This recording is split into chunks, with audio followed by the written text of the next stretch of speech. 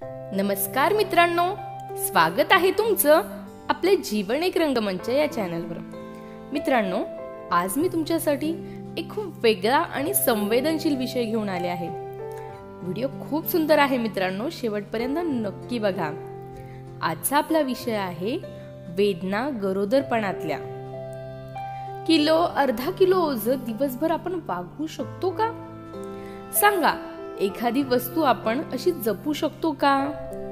विचार करा, आपली आई 9 महिने ठेवते ते पोटात, किती वेदना असतील ना, तरी हसते तिच्या ओठांत।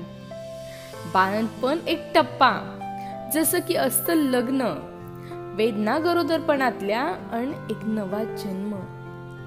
आपल्याला त्रास नको म्हणून त्याग आवडत्या अन्नाचा, खूप पथ्य आणि बंधन, विचार नाही करत इच्छा आणि मनाचा।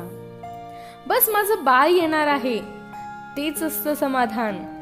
सगळ्यात सुंदर भावना ती आई होण्याचा मान।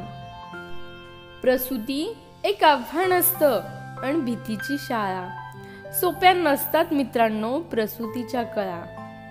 9 महिने आणि 9 दिवस वाढविते ती गर्भ। सगळ्यात सुरक्षित जागा म्हणजे तिचं पोट जणू स्वर्ग। शब्दांनी नाही सांगू शकत ती भावना मी सारी। तुझ्यामुळे हे जग पाहिलं, सलाम तुला हे नारी। बस मी आई होतीये, सर्वोच्च ही भावना, म्हणूनच सहन करते आई बाळंतपणातल्या वेदना।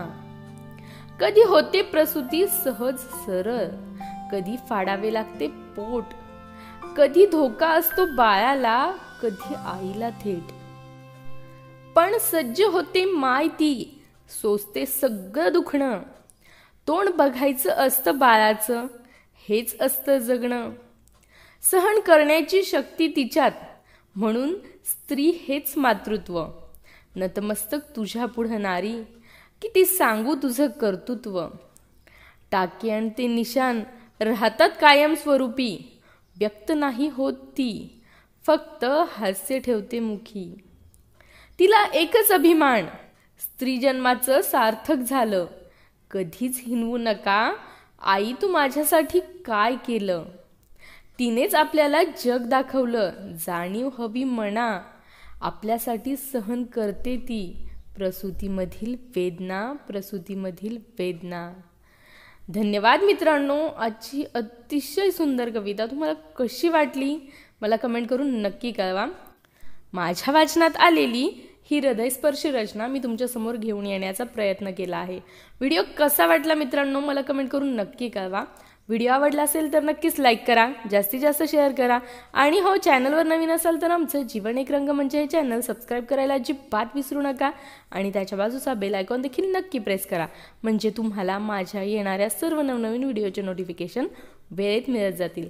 चला तर मग मित्रांनो, पुन्हा भेटूया अशाच नवीन हृदयस्पर्शी व्हिडिओ सोबत। तोपर्यंत पाहत रहा, ऐकत रहा जीवन एक रंगमंच। Thank you friends, thanks for watching.